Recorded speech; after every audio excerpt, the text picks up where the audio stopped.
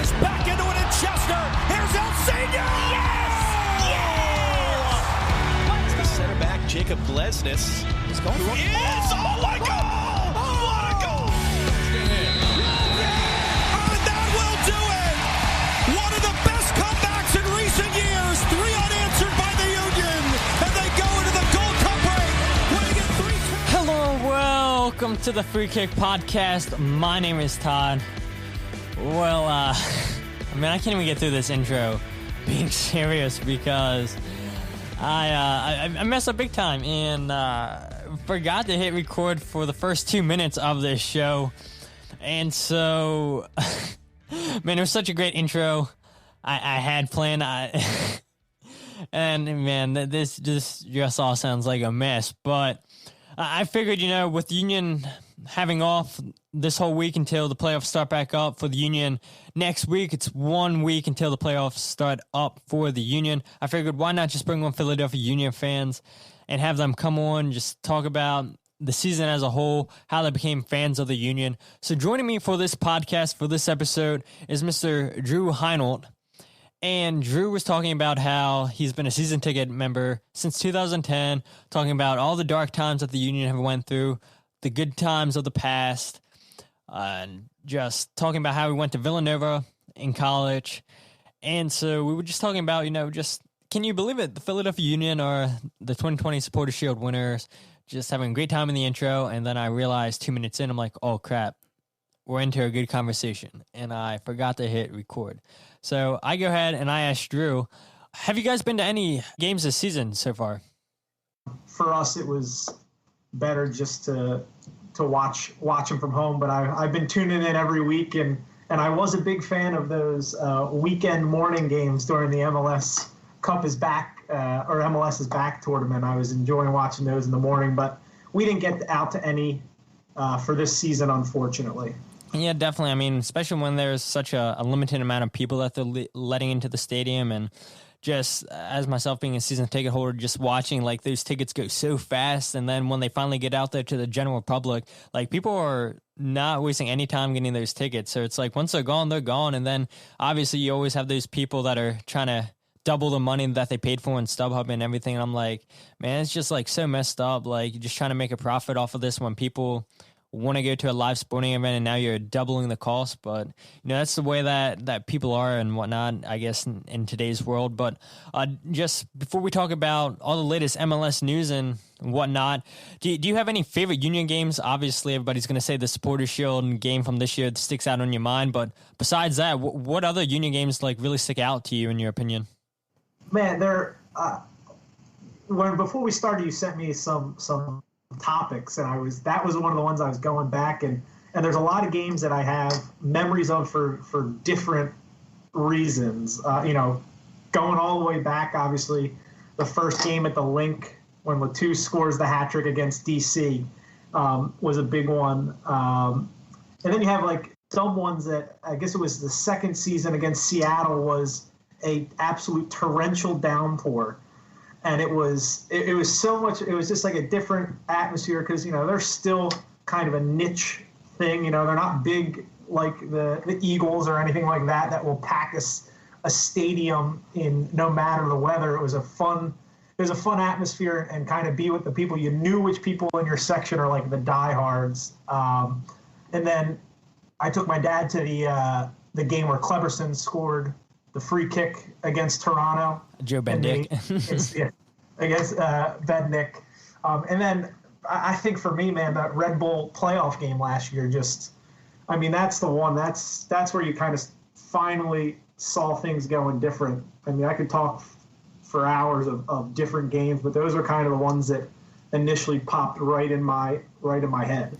Yeah, absolutely. I mean, like you said, I mean, it's a whole bunch of bad throughout the Union's history, but just really, I mean, the last couple of years and those games that you mentioned, it's like, okay, look, there's definitely been some bright spots, and now the last 2 years, it's been nothing but bright spots for the Union, which you say somebody 10, 11 years ago, they're going to be like, yeah, nah, this team's doomed. This team's doomed to fail. We're never going to see anything, and here we are 11 years later lifting our first trophy. But I do want to go ahead and just talk about the latest news in MLS, and there's a lot of it. A lot of Philadelphia Union players were up for awards. Jim Curtin was up for awards, and like I said, we're recording this podcast on a Tuesday, and so most of the awards for MLS are up now, and thank goodness that we decided to record this on Tuesday because we didn't have to speculate which Union players, if Jim Curtin was going to win Coach of the Year. Now we know everything but, I think, Defender of the Year, so let's just go ahead and go straight into the news.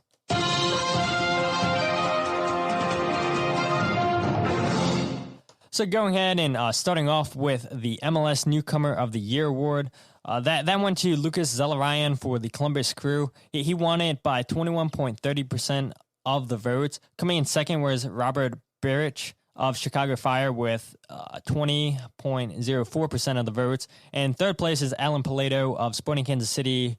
He came away with 10.44% of the votes. And our Philadelphia Union midfielder, number 6, Jose Martinez, was fourth with 7.76% of the votes. So, honestly, when I looked at the Newcomer of the Year, obviously Zelarayan had a big season for Columbus, but when I look at him and Beric, in my opinion, if I had a vote, which I did not, I definitely would have gave it to Beric, in my opinion, because in 23 games played, which were 22 starts for Chicago Fire, he had 12 goals, 1 assist in 1,931 minutes, where if you look at Zelarayan, he's been in and out of that team for Columbus this season due to injury.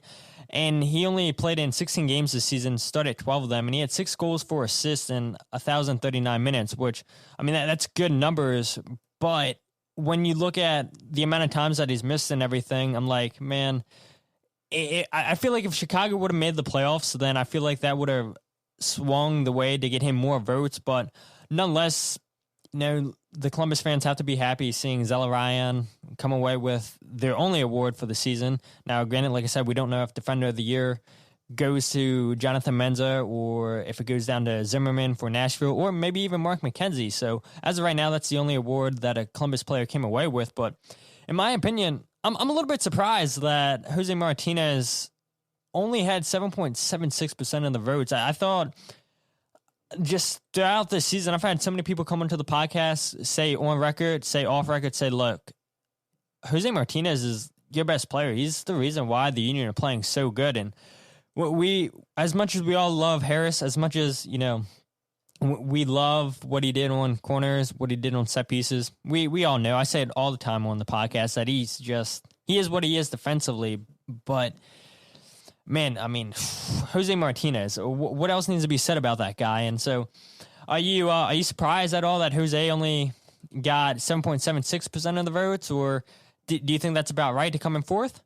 I don't think it's right, but I'm not surprised. A defensive center mid, it's never going to get the respect that the guys with the goals are. But anybody who's watched the Union, even last year compared to this year, you see there's a big difference, and he's a big reason why. He's been, even when he was out of the lineup, you could see a difference in the way they played, but he just brings a bite to that team, and he was, the big concern when you mention Harris is what's the passing going to be like, and I thought his ability to pick out passes was a lot better than anybody thought. So do I think the 7% is where it should be? No, but I'm not surprised. And personally, I kind of like it that way. I think that keeps a chip on his shoulder, trying to prove things. And I bet you he'll be sending messages about that on the field through the playoffs. Oh, absolutely. The dude plays with his heart on his sleeve every single game. Like, it's one player that you cannot question his work rate at all. There's a guy that nobody thought was going to start. Ernst Tenner said, yeah, this guy's more of just the guy. We look at Ortvac, who played no minutes at all this season, as more so the guy to play the number 6. And just, total flip-flop, those guys. Martinez, just what a player. And the one thing I do find surprising, though, about Martinez finishing in fourth place, he had the second amount of media votes. So obviously, the media respect what Jose Martinez does. 17.27% of the votes went to Martinez by the media, with the most going to Robert Beric of Chicago. But yeah, the players in the club, it seems like those guys just didn't agree with him having a better season than Alan Palato or Beric or Zelarayan. But hey, just to see him listed, just to see him. No, this is very true. Or, what probably did him in was that Inter Miami game where him and Higuain were about to go off at it, and you see the whole team of Union players surround Higuain, and people are like, yeah, like you said, getting tackled by this guy, seeing him go after this superstar in Higuain, people are like, yeah, we're not going to give him our vote. But nonetheless, I mean, fourth place, what a player Martinez has been for the Union this season. Yeah, absolutely. And to be nitpicking on a guy that wasn't even expected to be playing to be the fourth best, it's just it shows the difference in where the Union are now. I know, exactly. We'd be celebrating this, not even complaining that he finished in fourth place as this was years prior, but fourth place, we're like, yeah, that's great and everything, but we won a trophy and we want a lot more in the playoffs, so at least he did get more respect than I guess some people would have thought he would have got. But going on to the next award, which was the MLS Young Player of the Year, that went to Diego Rossi of LAFC. He won that barely, passing Brendan Aronson. Diego Rossi had 29.10% of the votes, while Brendan Aronson finished second with 28.87% of the votes. Daryl Dyke of Orlando City finished third with 10.79%, and Akinola of Toronto FC, he finished fourth with 6.75%. And another Philadelphia Union player getting recognized is Mark McKenzie. He finished fifth with 6.72. Now, like you said, with Martinez, a guy that's a defensive midfielder, he's never going to get the recognition as a goal scorer. So I'm not surprised that Diego Rossi won this. I mean, he had 14 goals in 19 games played for LAFC. He's, in my opinion, the main reason why LAFC are in the playoffs to begin with Carlos Vela missing most of the season for LAFC, whether that's because he didn't go down to Orlando because of COVID, he missed it through injury. Diego Rossi was the guy. He carried them, like I said, all the way into the playoffs. But Brendan Aronson, I mean, when they announced that, we're going to come up with a brand new award and call it the Young Player of the Year, I'm like, oh, they're creating this award for Brendan Aronson. He just got signed to RB Salzburg at the end of the season for $6 million. All the stars are aligning. Everybody's flipping out wow, look, the Union produced this homegrown player. He's getting paid a big transfer to a European club that's going to be playing in Europe every single season. Let's send him off with this award. And he doesn't get it, but just to see just Brendan get the recognition just from players throughout the league, he got 29% of the player votes, the most out of all the nominees. He had 37% of the club vote. Now, the media vote, sometimes they go for you, sometimes they go against you, and he only had 19% compared to Diego Rossi's 35%. But to see Mark McKenzie and Brendan Aronson in the top 5 for the Young Player of the Year, I mean, it just speaks volumes of how great these guys were for the Union this season. Yeah, and I think what the stats you read off about the vote from the player and the club with Aronson winning both, I think speaks volumes to what their view of him is. And, he lost by, 0.3% to the Golden Boot winner and a finalist of the MVP. I mean, you knew when Rossi's listed for a finalist for the MVP that he's going to win Young Player. It just doesn't make sense to be in the running for that and not the other. But for it to be as close as it was, I mean, it's such an accomplishment for a 20-year-old who just turned 20-year-old kid, and then McKenzie as a defender getting votes as well. I'm sure probably took a few from Aronson, but to have two young guys, I think it speaks volumes to what they've been doing in the academy and bringing guys up, which I think I saw either yesterday or today. They just signed 2 more young 16-year-old kids, that they're sending some overseas and they just replace them right away, which is a great sign for the organization. Yeah, absolutely. And I mean, there's been talks that, the new batch of homegrowns that are coming through the organization are a lot better than Brendan Aronson and Mark McKenzie. And look, we've all watched the games this season. These two guys have been 2 of our most crucial players all season long. And I mean, it just shows with them getting nominated for these awards. And so if these homegrowns that are coming up are better than Mark McKenzie and Brendan Aronson, It's going to be scary, and now you're starting to see the Union not just sign people in their backyard in Pennsylvania. You're seeing them go all over the country to sign people that look at the Union Academy and say, "Hey, look, that's an organization that does young players right. They give them chances if they earn it, and if they impress well enough." Look at Brendan Aronson; he just got signed to go to Salzburg. Look at Mark McKenzie; he's getting linked away to go to numerous clubs in Europe. Why can't that be me? And so, to see Brendan Aronson, Mark McKenzie on this list, to see them get chances with the Union, it's only going to make people want to sign with the Union even more. But going on to the third award, this is no surprise, and I feel like Andre Blake, but like you said earlier, we shouldn't be nitpicking. Andre Blake, he has won MLS Goalkeeper of the Year for the second time over his career, the first time being in 2016. He finished with 44.12% of the votes. Coming in second was Matt Turner of New England. He finished with second with 12.21% of the votes. Eli Room of Columbus, he finished third with 7.4%, and Pedro Galles finished fourth with 6.86 of Orlando City. And look, we all know, in my opinion, maybe you feel different, but Andre Blake for me is the Union's MVP of the season. And for him to be a finalist for MVP of the whole league just speaks volumes of how great Andre Blake was for us this season. I can think of numerous games this season where Andre Blake has saved us 3 points. We've probably stolen 8 or 9 points off of teams this year because of Andre Blake, how great he has been on this season.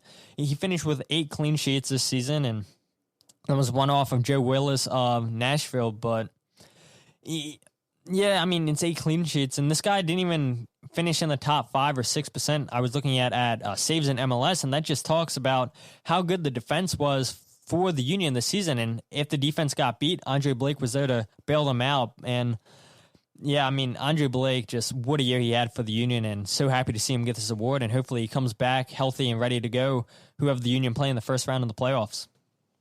Yeah, I think everybody who's watched those last couple games are hoping he's back and ready to go. But in terms of that award, that's as much of a no-brainer in my eyes. As you said, he wins. He steals you points throughout the season, and there are so few goalies that do that on such a consistent basis. And a lot of times you see those guys be the ones that'll steal your points but then give them up. Other games, he doesn't. He's been phenomenal. I think I hope that he gets the proper consideration for MVP of the league this year. As a goalie, I don't necessarily know if he will because he has his own award here, but I think that speaks volumes to what his importance was. And I mean, he's, to me, I was thinking about this, and I'm going to actually pose you a question. Other than Letou, is he the best player that the Union have had? Because I can't think of anybody in my mind that has been a bigger player in terms of through their career than Andre Blake, and I'm glad to see he's getting the recognition that he deserves. Yeah, absolutely. I mean, I'm so happy to begin with that Andre Blake turned the season around from last year, because at games, on their way home from games, I was like, yeah, we need a new goalkeeper. And when I first started the podcast, I was like, okay, well, look, this is what the Union need to do. They should start looking at a new goalkeeper. I was like, Andre Blake has made way too many mistakes in 2019, and I think bringing in a new goalkeeper coach has helped Andre Blake just settle in, be better at his distribution, helping his confidence when and when not to come for the ball. It's helped him with his shot stopping, just positioning, just overall. You can tell, and even when Matt Freese came in against New England last game, Matt Freese looked a lot sharper than he did when he had to play for the Union last year. And so I think a big credit to why Andre Blake has turned around the season is because of Phil Whedon, I believe the goalkeeper's coach is. As big as Letou, yeah, I mean, it would hard to put somebody up there. I mean, there's always going to be people who would say Ali Bedoya. But yeah, Andre Blake, I mean, try to think of somebody off the top of my head. Position multiple times. He could pick an MVP finalist. I mean, he's a huge reason at the Supporter Shield. I can't speak highly enough of Andre Blake and what he's done. As you can tell, I'm a big Andre Blake guy. Yeah, I mean, you got to. I mean, this guy. I mean, there's no debate. Just watching people on social media try to debate, Matt Turner is a better goalkeeper or Orlando City's goalkeeper is better than Andre Blake. It's like, no, you guys are only saying that because you're fans of this. And yeah, you can say the same, oh, we're just saying Andre Blake's the best goalkeeper because we're fans of the Union. But you have so many other people that are like, no, this guy's legit. Like, what was it? A couple years ago, he was linked away to go to a move in Europe, but he couldn't go to Europe because I think Jamaica, they weren't high enough in the FIFA rankings. And hey, lucky for us, we got to keep Andre Blake. And Matt Freese is a guy who I feel really, really confident in too. And yeah, I feel like, not to get ahead, but have two really good goalkeepers.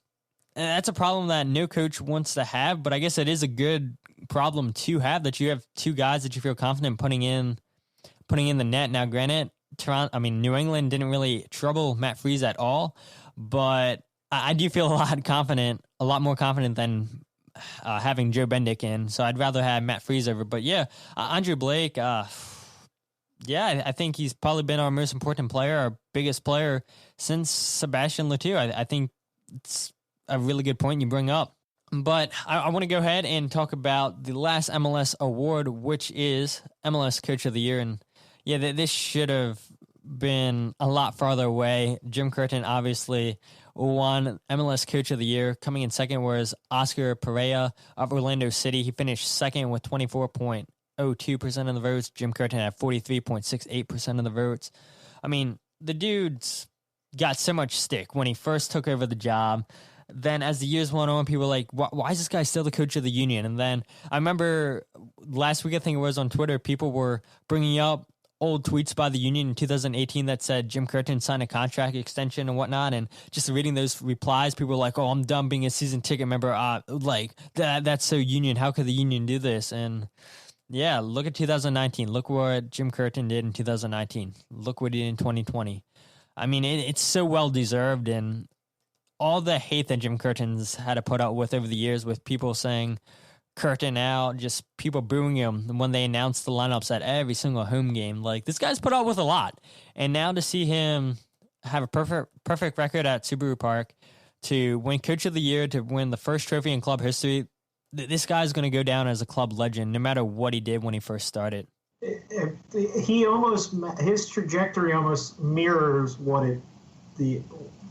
it mirrors exactly what the team has been, and there's been so much bad, and you just kind of you saw it slowly get better and better through the year. I mean, you saw a lot of things that he did last year starting to find, the right kind of combination of players and finding Ilsinho in that super sub role. And then this year, you talked about Martinez wasn't supposed to be playing a lot, to have the eye to say from early on, this is going to be my guy at the 6, or, going back to the New England game, last game of the season, putting in a untested Matt Freese, to have the guts to do that at the game on the line, and what he's done, and you can tell those guys play for him.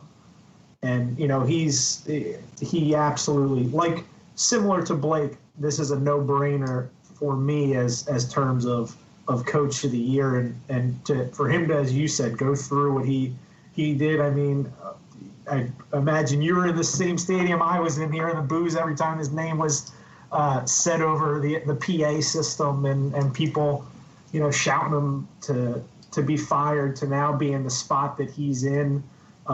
Really kind of probably the most loved coach out of any of the teams in Philadelphia. Absolutely. It's been quite a switch, and he absolutely deserves it for what he did with this team, especially with guys that they don't have the big name stars. They don't have the Carlos Velas. They don't, the Michael Bradleys and Josie Altidores of the world. You go through all these different guys. He doesn't have that, but he has a team that plays for him and plays really well and really disciplined. So. Yeah, absolutely. I mean, they buy into the system. They buy in what he's preaching, As much as fans question his substitutions, now granted, some of them leave me scratching my head, but the biggest substitution, the biggest decision he had to make this season was against New England, where if we win our first trophy in club history. Do I start Joe Bendick, who looked rough against Columbus, or do I start Matt Freese, who made some bonehead decisions playing for U2 this season, who hasn't played with the first team at all this season? And yeah, Jim Curtin said, you know what, my money's on Matt Freese, and you talk about a nerve-wracking decision. That, I mean, maybe Jim Curtin wasn't nervous. Maybe he wasn't at all. I mean, he sees these guys in practice every single week, and you're thinking, I don't know about you, but I was like, yeah, Joe Bendick starting. I mean, he has experience, and I feel like Jim Curtin's just going to trust him. You know, a lot of things went against the Union in Columbus, but then you get to the stadium and you look at your phone, you turn on the TV and you see, holy cow, Matt Freese is starting. And what a huge decision that Jim Curtin had to make, and it paid off. And there's a guy who has been with Brendan Aronson, been with Mark McKenzie. How many times do we hear Jim Curtin talk about, yeah, I've been with Brendan Aronson since he was 9 years old? Like, he's been around the academy. He's been in, I feel like, every single position in this club. And when he first started, yeah, it wasn't pretty, but the team believed in him. They trusted him, and yeah, it all paid off in the end. And yeah, there's still work to be done, but even if the Union don't win MLS Cup, got our first trophy, and the Supporters Shield is no joke. And I know I keep talking about that, and I promise I will get to that in a little bit, but it's like, it's just crazy just hearing all the fans just reading everything on social media, all the crap that Jim Curtin got. Like you said, he's probably the most beloved coach right now in Philadelphia. I mean, ever since the season started, they were taking Jim Curtin's call, I think, on 97.5 in the morning. They were interviewing him. Now, granted, with me not living in Philadelphia, I don't know how bad that radio station is. A lot of people say, oh, yeah, they're not. They never talk about the Union. I see people on Twitter always give them crap and everything. But, hey, they interviewed Jim Curtin more than once during the season. I know as of late they've been giving Union fans more love than they ever have, and I think that helps when all the other Philadelphia teams have been playing bad and the Union just won a trophy. They have all these players, coaches getting accolades, and so you love to see it. And yeah, you might not get a ton of 444 Philly fans to become a fan of the Union, but you might be able to turn some heads, and why not? I mean, all these people are like, yeah, jump on the bandwagon. Like, I'm not going to turn anybody away from joining on the Union's bandwagon just because they're playing good. Like, you know, we're not good enough yet to turn people away to just hop on. So the more the merrier, in my opinion. But the last bit of news that I do want to talk about is a rumor, which I talked about a month or two ago, that talked about somebody saying, yeah, Kai Wagner, he's definitely gone at the end of the season. Well, Kristen Dyer of Sports Illustrated, who I talked about 2 months ago, he's the Jets beat reporter who broke the Aronson transfer. He works for Sports Illustrated, like I said. Well, he said, I think it was on Monday, he said, Kai Wagner is receiving interest from West Ham and Fulham, and they can make transfer bids soon. And he also said a couple Bundesliga clubs also with interest. Club has received some offers already for Kai Wagner. Now, look, there's a lot of people who knows. This is the one thing I hate about MLS is you never know how long a player signs a contract for. So to really try to find out how long Kai's contract's for, could not find it anywhere. There's a lot of reports out there that, oh, he has a 1-year option, he has a 2-year option. Who knows? But the one thing I do know is any of the signings that Ernst Tanner has made, it's usually been a 2-year deal plus a 1-year team option. So I'm just going to assume that Kai Wagner probably does have a team option. The team will trigger that. And then Kai Wagner will probably be gone come January. Now, with Kai being 23, I could see probably anywhere between $2 to $2.5 million for him.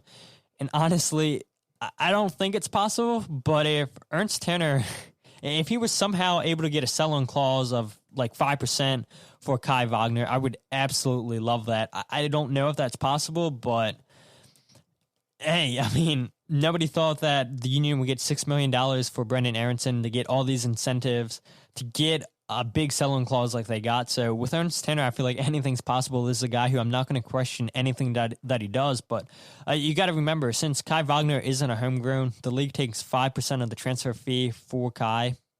And so I also, you guys probably remember, obviously you do, Jim Curtin and Ernst Tanner, they said with Brendan, They wanted to make sure that it was the right club. They wanted to make sure it was the right fit for his development. And in my opinion, I really can't see the Union making that the case for Kai, because Kai's 23, he's not a homegrown, and I feel like the club, what they will probably do, in my opinion, just because Ernst Tanner seems like he likes Kai Wagner. It seems like everybody on this team that they respect, so I don't think the Union would just go ahead and accept the highest offer. I think what they would do is accept a couple of offers for Kai Wagner, and if they're a couple $100,000 short, so be it. So I feel like if the Union do sell Kai Wagner in January, which I do think it's going to happen, I feel like we could see a couple different offers accepted just to give Kai that option. Like, hey, look, for 2 years, you've absolutely killed it for us. Yeah, we could probably get more money from another club for you, but look, you've been great for us these 2 years. Here's your options. We've accepted these deals. Now choose to go to Germany, choose to go to England, wherever. And like the crazy thing to me is, remember 4 years ago, Kai Wagner, he was playing in the 4th division in Germany. And so it's so amazing to see him linked with a move to the Premier League, to be linked with a move to the Bundesliga after playing 2 seasons in MLS. I mean, there's a guy who I said in the past that I think he's too good for MLS. I think he's the best left back in the league. And so, yeah, he's 23 years old. Ideally, you'd want him to be a little bit younger because you'd probably get some more money, but still, he's young enough to get another chance in Europe. He didn't make it out Schalke, and so he had to go and play in the 4th and 3rd division in Germany. Ernst Tanner obviously scouted this guy when he was over at Salzburg and said, hey, look, come play for Philadelphia Union, reinvent your career, and it's paid off. And I guess when you're winning and you have players like Mark McKenzie, Brendan Aronson getting scouted, you're going to have other players get scouted, because when you're winning, bigger clubs are going to come and poach your players. So what are your thoughts about these just reports that Kai Wagner is getting linked to the Premier League, the Bundesliga? Do you want to see him go? Probably not, but in my opinion, I feel like you'd rather get money than lose him on a free. Yeah, I don't want to see him go because I love watching him play. I think he's a big part in the back, but I do actually want to see him leave. And I'll explain why, because the way you talked about, now that you, with the academy, seeing guys move on to Europe, and you can pull guys from other regions in the U.S. and bring them to the academy. I think a foreign player coming in, playing well, going from a 4th division Germany team, playing well for the Union and then going back to getting Premier League or whatever, I think that is going, in the long run, is going to be great when you get young players from all over the world. I mean, you see South Americans come to the MLS all the time. I think that the Union are going to be a very attractive spot for all of them where they weren't before, because of the development they had with young players. And Kai's just another one of those. So I think in the long-term development of the team, if you're getting young guys in and you can get good years out of them and then get them into spots that they never would have dreamed of before. If I'm a young kid, a foreign kid looking to play in the MLS somewhere, the Union's going to be on the top of my list because they'll let you play and they'll develop you and they'll get you and they'll do right by you.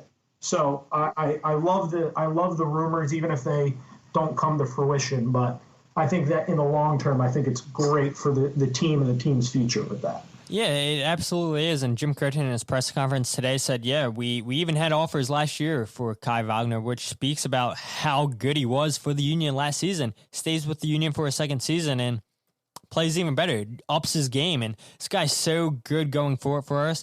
Sometimes he gets caught out of position going back, but once we do sell Kai Wagner, because, it's just a matter of time. It's a matter of, okay, just waiting until, I guess, playoffs are over, until the Union announced that Kai Wagner is gone. But I feel more than capable of putting Matt Real in there, a guy who's come through the academy, because when Kai Wagner's been out, Matt Real hasn't killed us. He looks a lot more sturdy playing as a left back this year than he did coming off the bench last season. And the game I always go back to is everybody makes out that Carlos Vela is the best player in MLS. I know we can all debate, that's Jose Martinez or put in X player, but Matt Real, he shut down Carlos Vela when we played LAFC, and we're probably going to lose a little going in the attack defensively, but last year, if we would have lost Kai Wagner, I would have said, oh, yeah, absolutely go out and buy a new left back. But I think Matt Real, and like you said, just reinvesting into that academy, having players come through the academy. Yeah, I feel good. And I feel like once we do lose Kai Wagner, now we don't have to go out and buy a left back. And it's you hate losing good players. But like I said, when you're winning, bigger clubs come and poach your players. And there's nothing you can do about it. It's not like the Union are playing in a big league in Europe, and it is what it is. We're a selling league, but like you said, players in Europe, I've said it before too. You look at Jamiro Montero, wasn't really playing much in France, and comes to the Union, impresses so much that the Union say, hey, look, we want to make this deal permanent, and the Union somehow, some way got the deal done, and I feel like Jamiro Montero could follow right with Kai Wagner if he stays with the Union for another year, has a big year. I think Jamiro Montero could be off to Europe. I feel like that's kind of the same thing with Jacob Glesnes. The dude was getting scouted by Liverpool, had a trial with Liverpool, didn't make it, went in Norway, and was a captain at his club. And the Union said, hey, look, in our opinion, MLS is bigger than the Norwegian league. You come here and press with us, we can get you back to Europe where your heart probably lies. And so, yeah, it's great to see the Union go out and find diamond in the rough players in Europe where they give them the chance. And they're like, hey, look, you stay here for a couple seasons, you do what you need to do. We can guarantee you that you'll be back in Europe in no time. And so, like I said, it sucks losing good players. But at the end of the day, it's how we do things at the club. And if it's working, it's working. I'm not going to question it or not. So it's why I don't go out and buy player jerseys. I'll buy jerseys, just not player with people's names on the back. So what I do want to get to, though, is I kept mentioning it, is the Philadelphia Union are the 2020 Supporters Shield winners. And yeah, I just want to hear your thoughts on that. The Philadelphia Union are the 2020 Supporter Shield winner. In my opinion, this trophy is a lot harder to win than MLS Cup. A team can get lucky. A team can get hot come playoffs. But to be the best team throughout the whole season, that speaks volume of how good the team was. It's we talked in the beginning, being a season ticket holder since 2010. That me would never have expected to say that we won the Supporter Shield, and I agree with you. It's a lot tougher winning that than the MLS Cup, because you can get hot. It's like hockey. If you have goalkeeping, you get a hot goalkeeper that's standing on his head and a few good bounces and you go. But the Supporter Shield, there's no faking your way into that.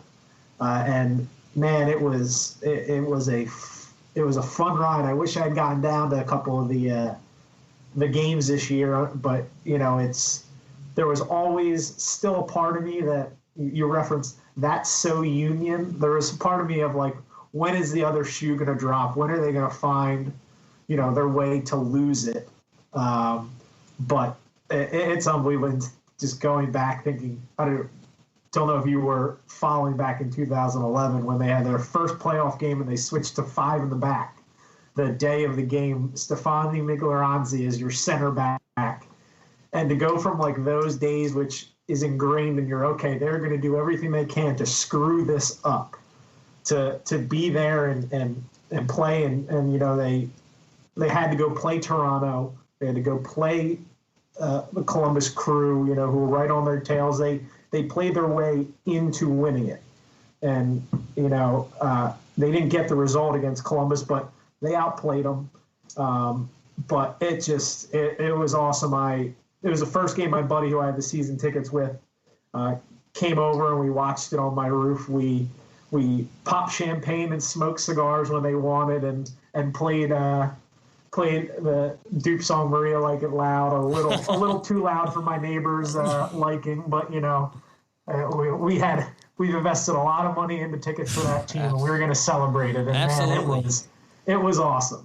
Yeah, absolutely. I mean, honestly, when you were talking, I was trying to think about what my predictions were, and I'll have to go back and listen to that episode. But yeah, definitely did not have the Union becoming Supporters Shield winners at all, whether it be a COVID season or not. I mean, to say that you finished with the best record in MLS, to go through the suspensions, the injuries that the Union have went through, yeah, Yeah, it is still mind-blowing to me that they won the Supporters Shield.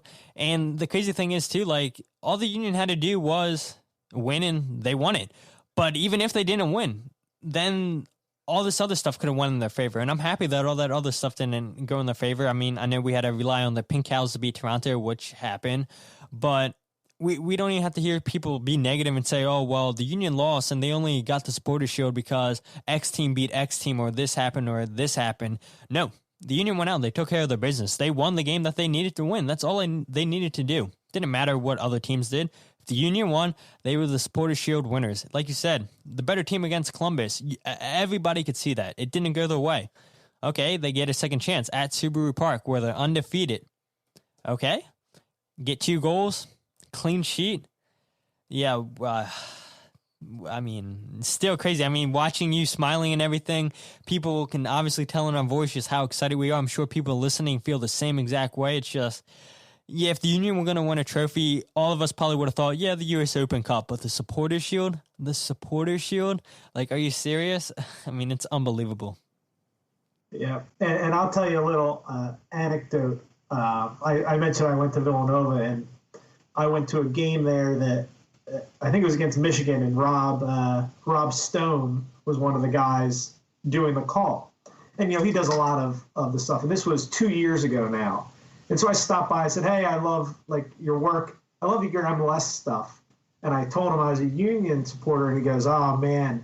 He goes, everybody's, concerned that the Union are basically falling into the just irrelevant. They're not super bad where people are what's going on, but they're just one of those teams that just nobody cares about. Nobody's going to put on TV, just kind of out of sight, out of mind. And then to go from that that conversation from, a well-respected guy in there to where they are now is just, it's been a fun ride to get to that point. Yeah, it absolutely has. I mean, to have back-to-back weeks where the Union go on national television on ABC, who would have thought about that in 2011, 2012, that the Union would be playing on national television, that people actually want to watch the Union, but yeah. And it's national television where they're the reason that that game is on. It's not like they're playing LA or somebody where that's, Zlatan's the guy they want to put on the TV. They wanted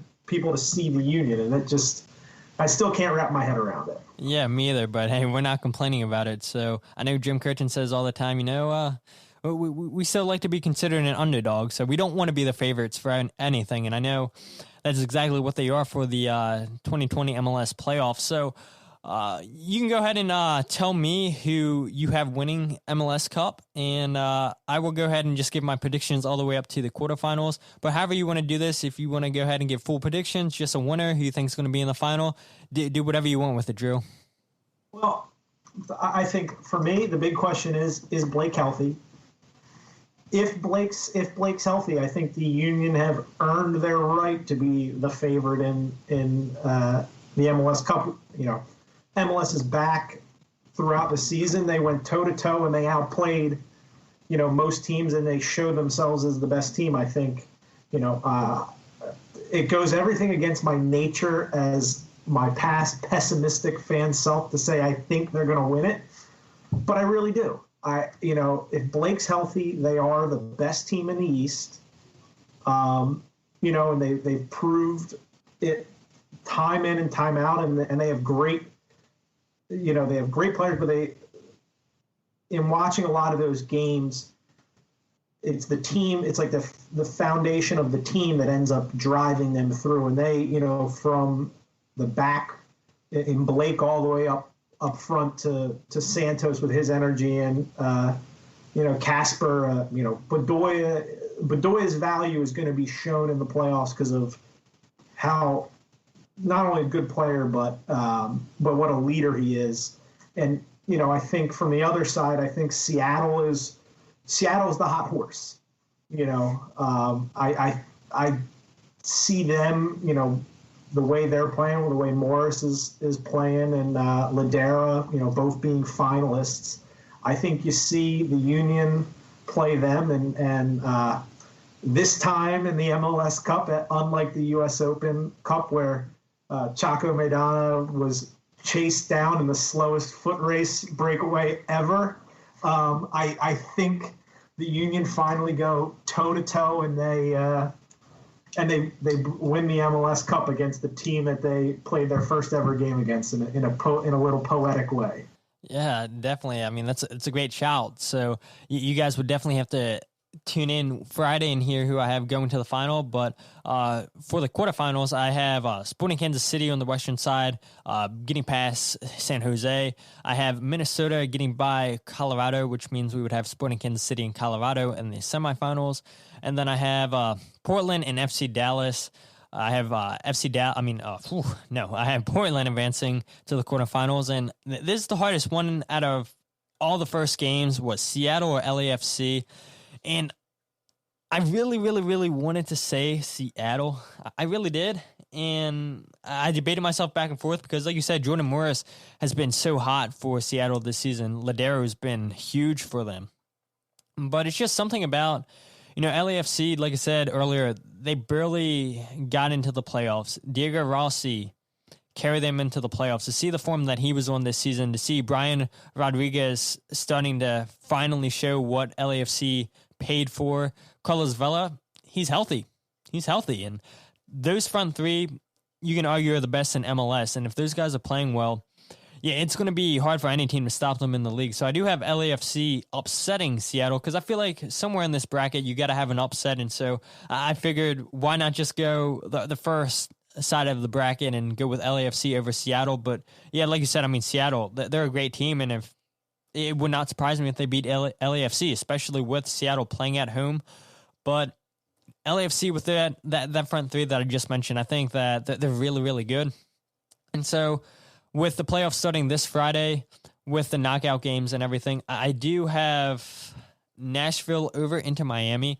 Nashville has been really surprising, in my opinion, with these guys not going down to Orlando because of COVID. And you're like, okay, this is... who are these guys? A brand new team in MLS, have a couple former Union players on that team, and you see just a whole bunch of players just thrown together on that roster that have played everywhere in MLS. You're like, are they going to be another FC Cincinnati? Are they going to surprise people and be an Atlanta United? And they were neither, in my opinion.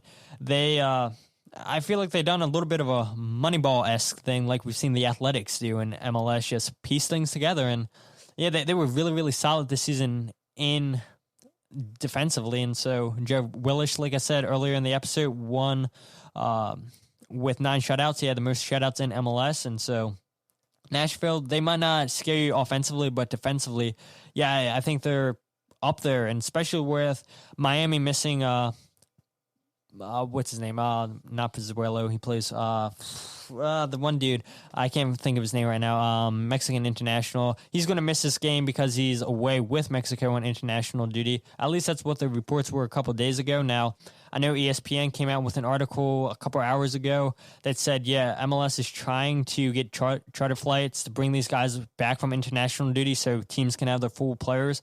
So who knows if that's going to happen with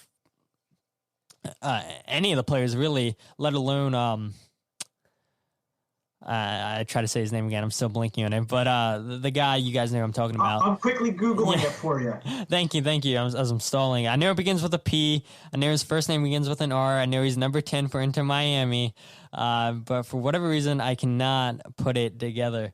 Mauricio Pariah, or I don't know if I'm pronouncing it right. No, not him either.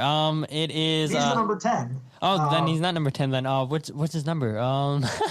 Oh wait, no, sorry, we've gone off the rails. I was accidentally looking at Orlando City, the two teams. The two Florida teams. But while you look that up, you can go ahead and cut me off. And then the other games, is Montreal versus New England. And honestly, I'm so tired of seeing New England. I'm sure all of you guys are tired of seeing the Union take on New England. But look, all three of these teams, Inter Miami, Montreal, and New England. Inter Miami with Rodolfo Pizarro. There we go. That is the player I was thinking of. Thank you. All three of those teams, Montreal, Miami, and New England, they've all hobbling into the playoffs. Miami's last 5 games, 2 wins, 3 losses, 7 goals for, 8 against. Montreal, 2 wins, 3 losses in the last 5, 6 goals for, 8 against. You have New England, 1 win, 1 draw, 3 losses. 2 of those losses obviously came against the Union. In the last 5 games, they have 6 goals for, but 4 of those goals came against DC United, and they have 9 goals against. So, I mean, all of these guys are like all beat up coming into the playoffs. Who wants to play the Union? Who wants to play Toronto?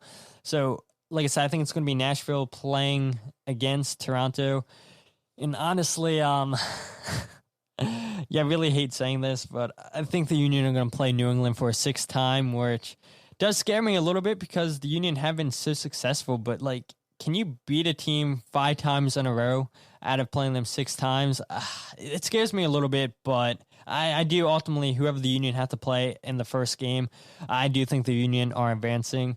I have Orlando City advancing past New York City, but there are reports out there that Orlando City might be without their goalkeeper. He got hurt with Paraguay on international duty, something with his wrist. So, yeah, if they lose their starting goalkeeper for the playoffs, yeah, that could be huge for Orlando. And then, obviously, I have Columbus Crew over the Pink Cows, and like I said, I'd have Toronto over Nashville. So those are my playoff predictions. I'll give you guys the rest of them on Friday. But, yeah, man, Drew, this has been long overdue. I'm super excited that I finally got you onto the podcast, and I always end the episode with people plugging their social media. So, yeah, if you want people to follow you, go ahead and let them know where to follow you. So I have Instagram, Instagram and Twitter. I have a D Hines, which is with a Z, 44. I also have an Instagram. I'm a lawyer, so Philly Law is one of those. You know, give me a follow, and if I can give a shout out to 2 guys in the organization that, we mentioned Ernst Tanner, but all this can't be lost of what he's done with that team. And then we talk about the academy guys, but Richie Graham does not get enough shout out or ink when he goes. And I just wanted to make sure that his name, I at least dropped his name once, because what he did investing in the academy and building that up has been great. So, but I appreciate you having me on. This has been fun. Not often do you get to talk in depth about the Union with people, because they're few and far between to find sometimes, more and more every day. But it was awesome. I really appreciate you having me on. Yeah, I appreciate you coming on. I'll definitely have you on again in the future. And yeah, that's a great shout for Richie Graham, because let alone I'm always saying Ernst Tanner, or I'm saying Jim Curtin. I'm not even saying Chris Albright all that much, if at all. So Richie Graham, I mean, just what he's done with YSC, he's had a plan in place. He knew exactly what he wanted to grow, and it is paying dividends for the Union. And yeah, it's a great mention by you. But all you guys, if you guys still aren't following the podcast on social media, follow on Twitter, Instagram, and Facebook at Free Kick Pod. Check out the website, thefreekickpodcast.com. Wherever you get your podcasts, The Free Kick, Todd Lewis. And yeah, I know I've said it now probably for the 5th time, but thanks so much again, Drew, for coming on to the podcast. And I look forward to speaking to you again. And yeah, like you said, it's not every day you get to talk to Union fans, and it's one of the reasons why I started the podcast, to talk with other Union fans. That's why I love having you guys come on, because nobody's giving Union fans love in the city, but we are giving you love here on the podcast. So with that said, my name is Todd, and this is the Free Kick Podcast.